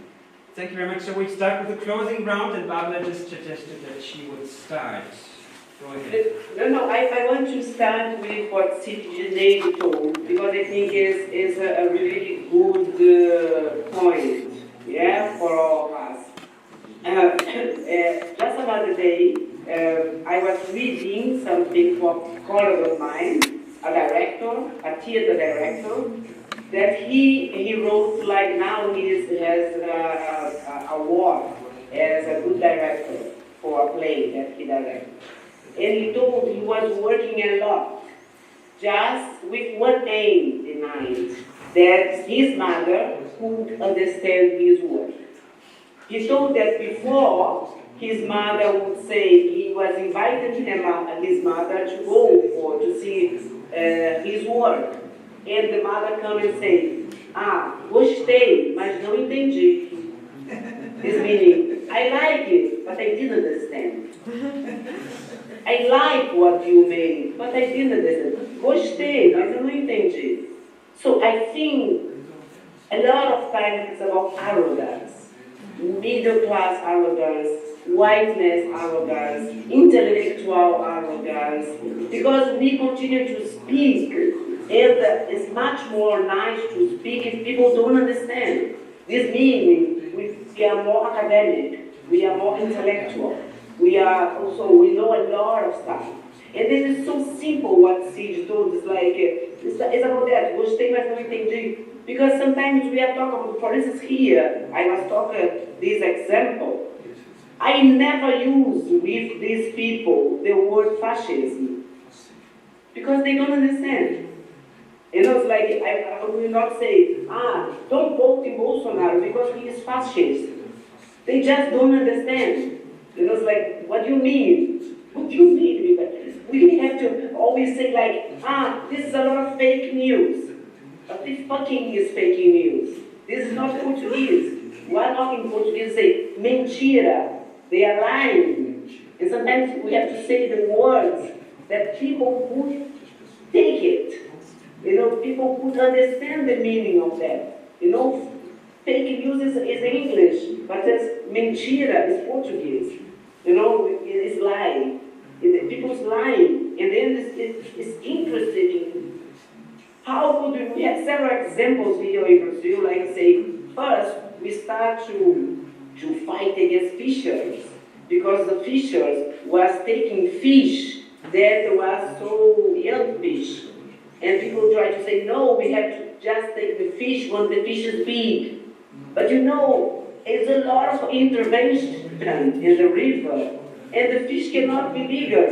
And they have to take any fish to survive. It's about surviving. And then instead of just saying, don't take the fish because it's little, we have to find a way that people would earn money. It's not taking the fish, but taking care of the fish. It's like we have to create concrete projects for the people who working, taking care of them. It's like to working for they survive, to working to protect them. But they have to earn money for that. It's the same thing about the forest. They say, don't take the trees, don't take the trees. But I need the trees to get money, to earn money. So would I earn money protecting the trees?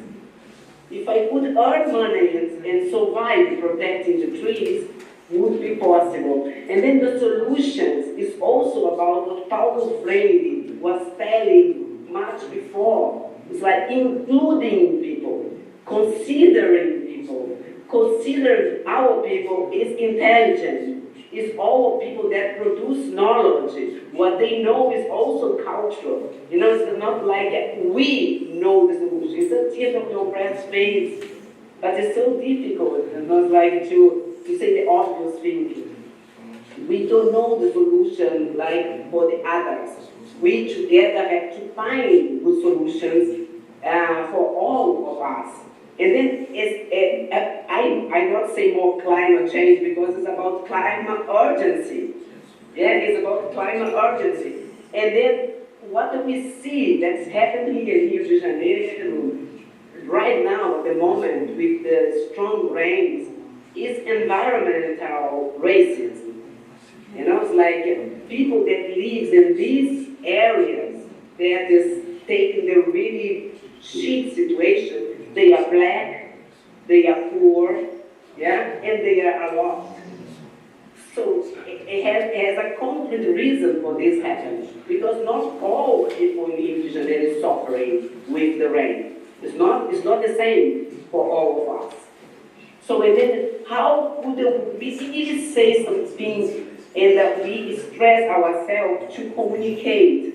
And this example that our colleagues gave here, the neighbors, the play that we made, what we are trying in our art, we are trying to create images that would be strong enough to communicate, but don't be based only in words as a way of communication. Yeah? And I would say it's the same when I talk about the fanatic ideologies, when I talk about these religious fundamentalists that spread a lot of fake news and things.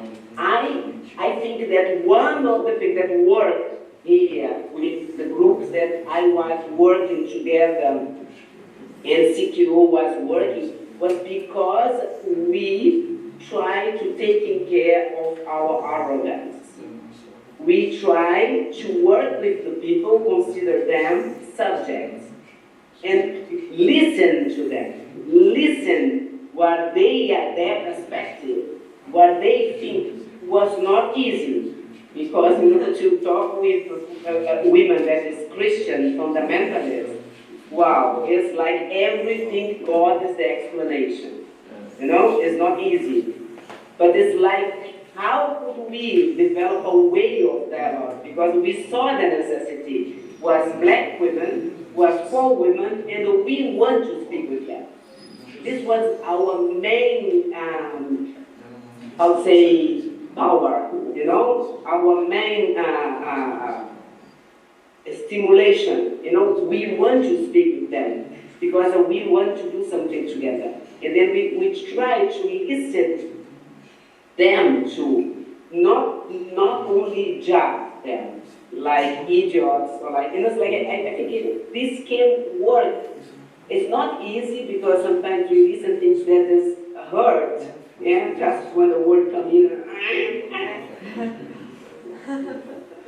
yeah, but it's like hurt, and then it's like, okay, breathe, and then listen, not only the word, but also listen what is behind the word.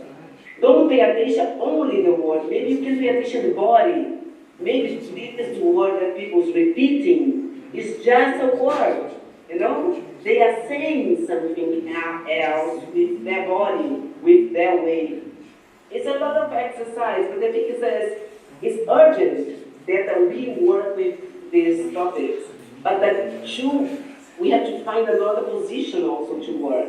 You know, to work, consider the other people as people. You consider the other people as subject, as producer of knowledge. Thank you, Barbara. We continue the closing round. Sanjay Shima, what would you like to say? Because you see there are a lot of area you have addressed which needs long research.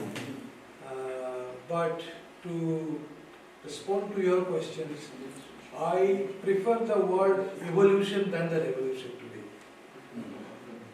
Right? So, if you want me to explain this, it will take time. So, but there is no need to perceive an ideal image of revolution. Let us follow the path of the evolution. That, to me, is wise. But it's just a sentence to provoke you thinking. It leads to a lot of thinking. Secondly, the religiosity you said. We are often falling into the trap of the bourgeois interpretation or ruling interpretation of religion. Ruling interpretation of religion. Right? They create organized religion, they nourish organized religion for themselves. But when we talk about, but as such, the religion is what? We can have our own interpretation. For example, when we think that whether we have an authority in us or not, Barbara was time and again trying to point out that intellectual arrogance, political arrogance, these are basically what? These are basically indicates that we also love power. We also love authority. And when you are honest to combat these vices, you have is also religion. Why can't that be our religion? Why can't that be our spirituality? So why should we always fall into their trap and see religious fundamentalism, religiosity as religion, true representation of religion? It is not. Did Jesus Christ create Christianity? No. He, the poor beggar, I shouldn't say beggar, sorry, edited. Poor man just sacrificed his life. And if it is even a story, if it is even a fictitious character, if you think, let's imagine that Jesus was a real character. He sacrificed his life, adopted the means of non-violence to act against the state. So for me, Jesus Christ could be a first political activist in this millennium. He could be wrong. In many ways, you may disagree with him. Like all political philosophers, parties, you can disagree. So you can disagree with Paul, but Jesus. But he sacrifices. Why can't you see that Jesus? Instead of looking at Jesus inside the chart, why can't we see Jesus within us? I was referring Father Batala yesterday from Boaz, Hamlet and Baker's son, his visit to Northeast. He's opened his eyes, he questioned himself. Probably some spirituality was hiding in me. That sort of thing he said. Because Father Batala was very clear. He said his religion was not the today's Christian fundamentalism. All Brazilian, Argentinian, they know how many of Christian fathers were missing in 70s. Because they saw their religion not from the today's rightist church. So we have to always careful. We have to be careful. Let us not fall into their trap. They have created a lot of trap, and they want us to be trapped. So I think that is where we have to be careful. But it needs quite a long discussion because, as you know, I see spirituality and politics are two inseparable identity, as I told you, like milk and its whiteness. They are together, inseparable. If when they are separable means, it's like hydrogen and oxygen mix, they give you water. If you separate them, both could be dangerous. Excess oxygen and excess hydrogen can kill you. But when they are compound, inseparable, they give you life. So this spirituality and politics, we should see that nature of relationship. And what Barbara is saying, it is really true. Particularly, you see, when we, in our childhood, when we started reading Marxism, it is very difficult. And we went for Bengali translation. Bengali is our mother tongue. So there were some translation of Marxism, Marx's words in Bengali. That was even more difficult. In my own mother tongue, I didn't understand him. Can I ask how old were you? Because it's in our childhood. How old were you when you started to read Marx? Yeah, so let's say 14 years. 30, 40 years. Yeah. 14 years old. Yeah. So, because my family was communist. So, that it is our practice to say things in a difficult mode. We don't know the language of the people. And therefore, theatre of the oppressed gives you the opportunity to avoid this risk. Because here, the oppressed are making their script and oppressed are performing in front of their own people. So you are just facilitating the process. You are nothing, you are adding nothing. So that way, the theatre of the oppressed helps you to avoid this risk. We can speak the people's language, if it is truly practiced. And as you know, in the climate change issues, it is true the people are, first affected people are marginalized, poor. Your question is a very difficult question. Your statement. You see, a lot of people are involved in plastic industries. Millions in India. So the moment you say no to plastic, these millions of people have no alternative. Yes. No job. So either government has to provide 365 days work to them, cutting down salary of the bureaucrats, cutting down salary of the Prime Minister, MPs. There are a lot of things government, if they have political will, they can provide work to these people. But because of the pressure, they are run by, we are electing the government, but they are run by, other people. So naturally, we need to create force, but like in the villages, what we are saying, gather the plastics, keep it in the proper place, don't throw it away, but also practice preparing compost fertilizer. So in our villages, within few thousand people, at least 2,000-3,000 families are now, we are visiting them, are you preparing the compost? It's not a difficult thing. With your vegetables and chickens, fish, you can make it. So we are, very small initiative, make the compost, don't throw the plastic. But if you say no to plastic, then these 10 million people will be unemployed tomorrow. So in one hand, we are demanding, we have 100 days work guarantee in the village, we are demanding 200 days. So if they get 200 days, at least they will be able to survive. So that sort of, demand you need to create by listening to the people, what Barbara was saying. We usually don't listen to the people. Even we don't listen to each other.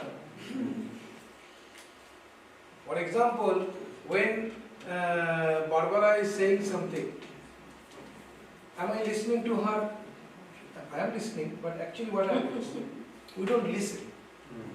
We calculate, soon after she finishes, I will put my argument forward. So I am calculating.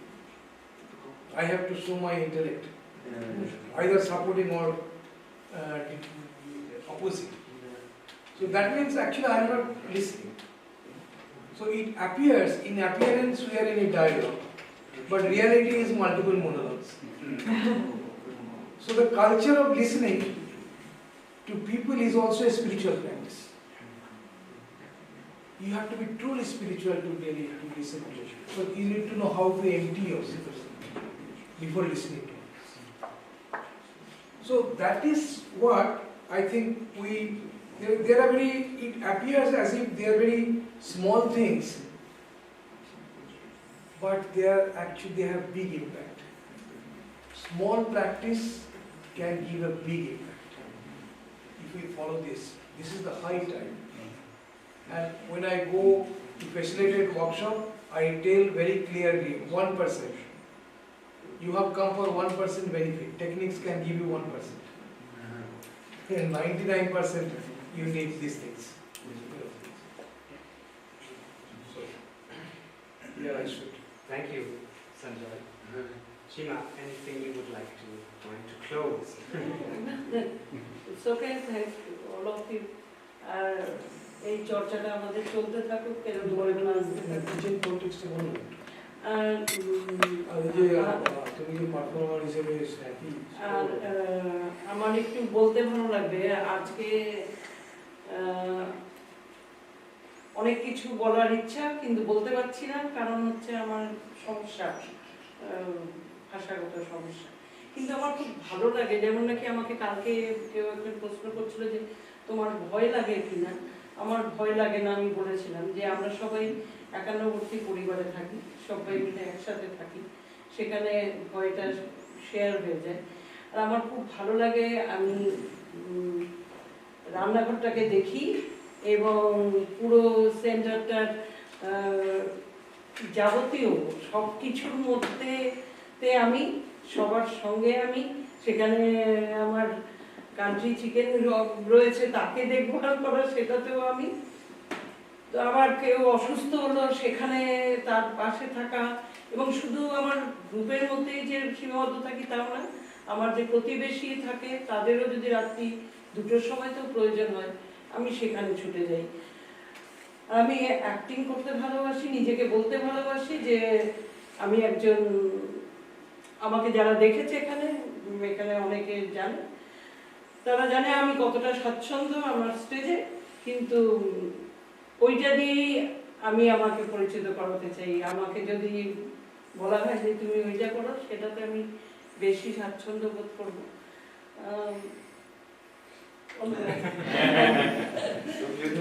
Actually, what is he saying that lot of things are seen as small things. He is saying that, for example, we can overcome fear because we live together. And people are always in support with each other. So that fear always what will happen, that is not there. Second thing is he talked about kitchen politics. That because it's a big family, Jana Sanskriti, a lot of people live together. So I look after the kitchen. I don't have to cook. There are cook. But seeing the kitchen, everything is not waste, everything is in proper, what is to be brought, what is to be done. Occasionally I can cook a dish for my people, they will be happy. Some birthday, marriage anniversary. See, I would cook a particular dish and everybody will enjoy. That is my satisfaction. So this sort of satisfaction is also very important in political work. It holds the family. The role in that I play in kitchen and poultry, the role I play is also very important. You should not see it as secondary work. That is what he said, and also it is even for the neighbors in our locality. The neighbors, they all like us. It is true. We are very favorite to our neighbors. So the neighbors also, whenever they have problem, we go. Seema is very well known as a nurse in the locality. She go for nursing to if there is any problem, taking to the doctor, nursing, that is what she does. And also she said, I feel most comfortable on stage as actress. Yes. Those who have seen me acting on stage, they know how comfortable I feel on stage as an actress. You acted right here. And that is my biggest passion. In all other space, I don't feel that comfortable. But on stage, I am very comfortable. আর আমার best medal আমি পেয়েছি বলের থেকে, যেখানে আমি গেছি এবং perform করেছি, এবং পারফর্মের শেষে যেখানে যেখানে ও সুযোগ পেয়েছে, জোকারিং করেছে সোনার মেয়েতে, এবং শেষে জড়িয়ে ধরে বলেছে যে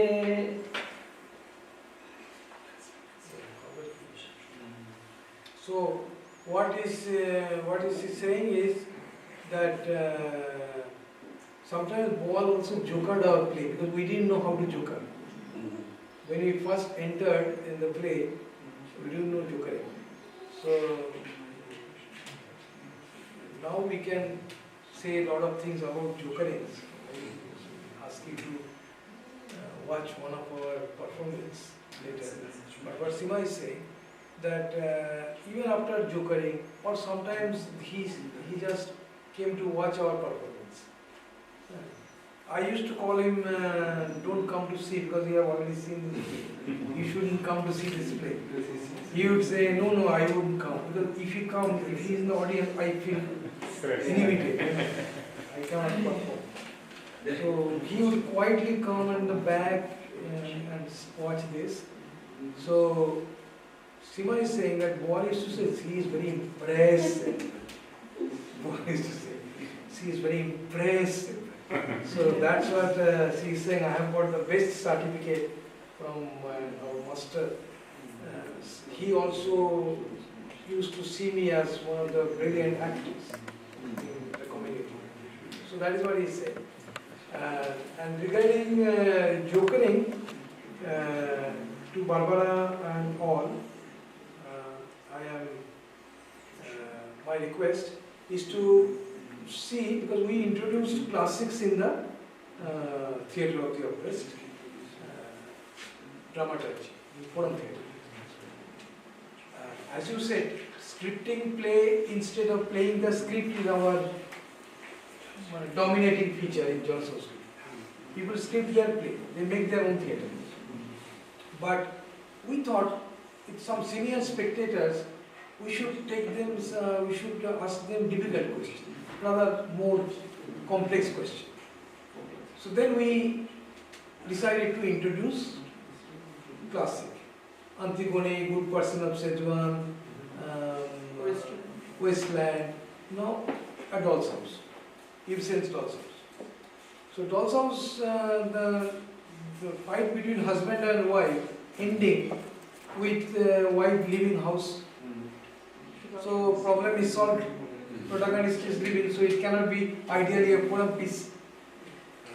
But we introduced it and question was different, that the wife is leaving, but her allegation to her husband is that you did not love me,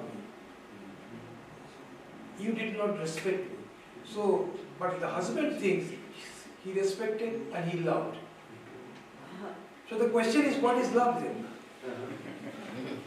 So that was the question, and believe me, it was such a provocative debate. 1 hour 39 minutes was the play, and then 1 hour 5 minutes, 10 minutes it went to the discussion, so the all authorities said go, please. It went on.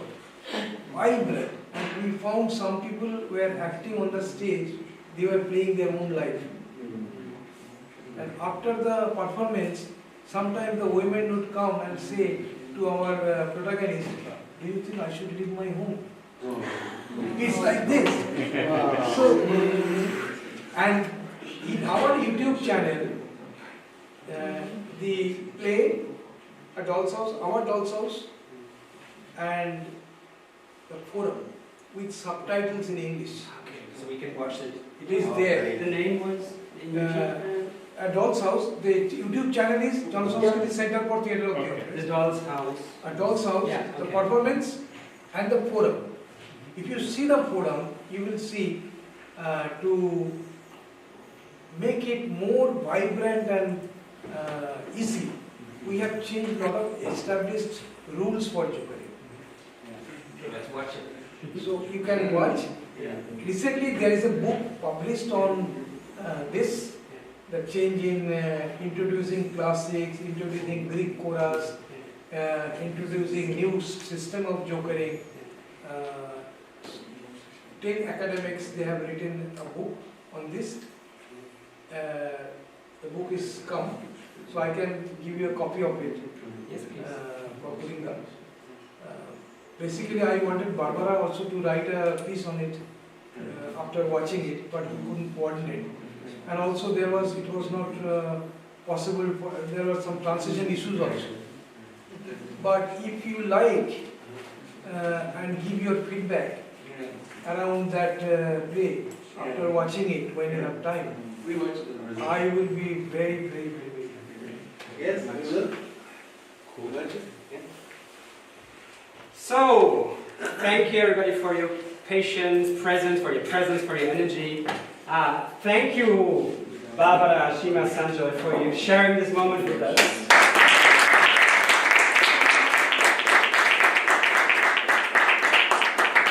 Beautiful to see you. Sorry? Barbara, when are you coming to India? Let's try to meet in December, if you have time. Because December is the winter here. December is winter here, terrible. I agree. December in Brazil. Escaping into Brazil. Brazil. Not to India. Much better. It's a good idea. So, thank you very much, everybody. Welcome, Shima and Joy, Coringa. Thank you so much for being there. I hope you enjoy this great energy of the place. We really love you. Love. family. You see, Koringa also Please. in our group Yeah. in Germany, You- Jana Sanskriti, Yeah. their group in Badu, India, and Barbara is my sister, beloved sister. We are brothers and sisters. Yeah. We're waiting for you, Barbara, to come back to Koringa also. Yeah. You Don't know, come but, for now. we have sons with the same age. I have one son. They have the same age of their son. Yeah. It's incredible. We found out this. We have only one with the same age. It's incredible. Yeah. Enjoy the soup, and then we see you soon. Enjoy the sun. One moment. Can I ask you that everybody goes there and take a picture? Yeah. Everybody goes there close to the camera. Barbara, take a picture. Enjoy the Yeah. sun. Enjoy the sun, not the soup. No. So we need to. Do you take the picture? To go down. It's It's important is this coming with us. Yay. 1, 2, 3, 4, 5, 6, 7, 8, 9, 10. Yeah. Tante, you're missing on the picture. And you? Yeah. Take a selfie. Take a selfie. Yeah. He You will go. do it. He will do it. Yeah, like you're missing on the picture.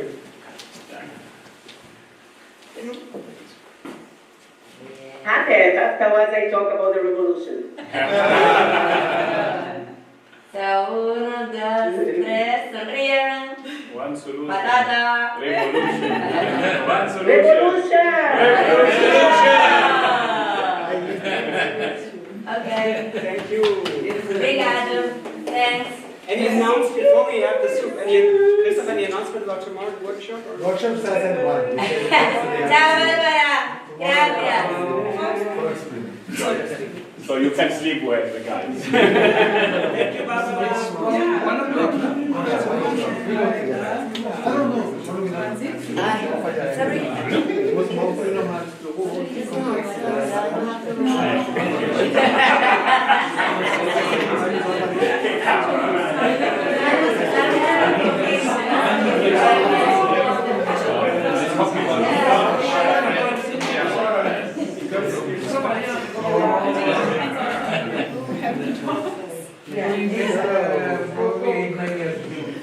We have some real talk people.